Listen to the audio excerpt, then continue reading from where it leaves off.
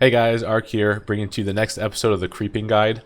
Been a little while, so I apologize for it, but we're going to just jump right into Last Refuge.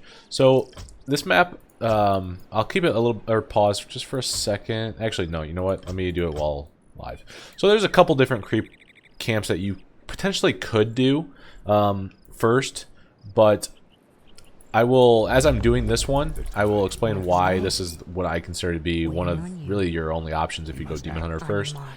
So the first thing that we're going to do is we're going to keep the AOW rooted. You're going to attack the Ogre Warrior, run back, and right as that attack goes off is when you uproot.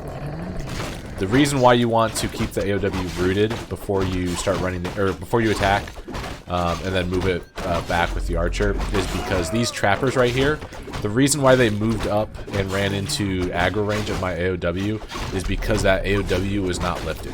If that AOW was lifted and had an attack that I could control, it basically meant that the trappers would focus the AOW as the attack target. Now, some of the other camps that are common, so I guess real quick, that's pretty much it for AOW creeping that camp. Very straightforward, very simple, but I just wanted to kind of touch on some other things here. So if you want to review the AOW creeping, go back into the start of the video and just check that out. The other thing I want to touch on is you'll sometimes, very, very infrequently, but sometimes you'll see someone AOW creep this camp. Now, potentially it could be this one as well, but part of the downside with this camp, one is it requires a whisk to repair, and two, if you just take a look at the distance between here and here, you can kind of understand just how much more the wisp has to travel to get there. The other side of it is this is not a level 2 creep camp. I think my opinion of this camp as an AOW camp would change if this gave you level 2, but it's relatively slow. You're not going to get level 2 off of it. Item wise, you're going to get a clause of attack or a circlet or something in that drop table. So really, creeping this camp and creeping the Murlocs or the Priest or even the Ogre Magi all give you an extra item, gives you level 2, and doesn't require a wisp repair. Does require some healing from the Moonwells potentially.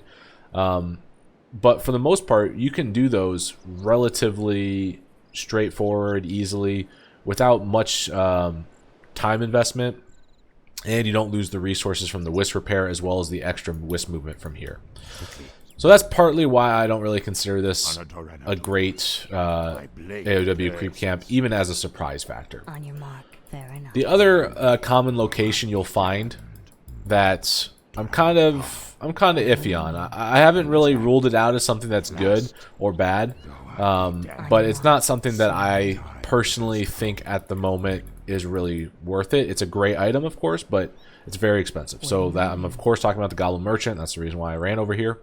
So the stuff that I want, or the thing I want to touch on, is the Ogre Magi camp gives you a big consumable, so like greater healing, greater invul, something like that. It also gives you a tomb of a permanent like tomb upgrade, so like a tomb of strength, tomb of agility, tomb of intelligence, HP, whatnot, and that comes from this trapper right here.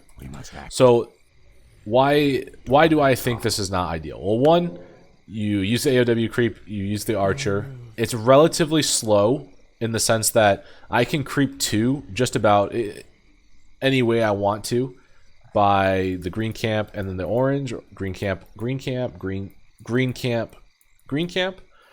So level wise, you don't get a level advantage. The big thing that you get is the consumable advantage. So I could buy circlet from here, so I get the same tier of item, but I'm going to get a larger tier item with the greater healing. The other side of it too is it takes 2 wisps to repair. So to do this safely, it's a very expensive creep camp. It can make it makes the difference of, I believe, like a fifth of a tech timing. So if it's an elf mirror, let's say it's elf mirror, Demon Hunter versus Demon Hunter, I just do the AOW creep camp here. He does the AOW creep camp here. I can still get 2 pretty good static items, circlets, 2 circlets just from here or something like that. But my tech will be about a fifth of the way faster than his tech, simply because I didn't have to use wisp to repair. The other side of it is it can be kind of taxing for players with not, I guess, super strong micro, and so oftentimes I think it's very dangerous to creep this camp if you're just not very strong at micro, because if the opponent harasses you, it's a very strong creep camp. The trappers there make the wisp repair a little bit harder, and then there's just a lot of things that can go wrong, and there's a lot of things that, even let's say he creeps, like let's say he steals two of the creeps or something. Well, now you have to play the game in a little bit different of a fashion than what you normally would have. So it's kind of tough to prepare from a consistency standpoint as well. So that's kind of the reasonings for why I don't really favor this creep camp either. But certainly it is a viable option if you want to experiment with it. The last one I'll touch on, and it's not one that I would really ever recommend for a altar hero first build.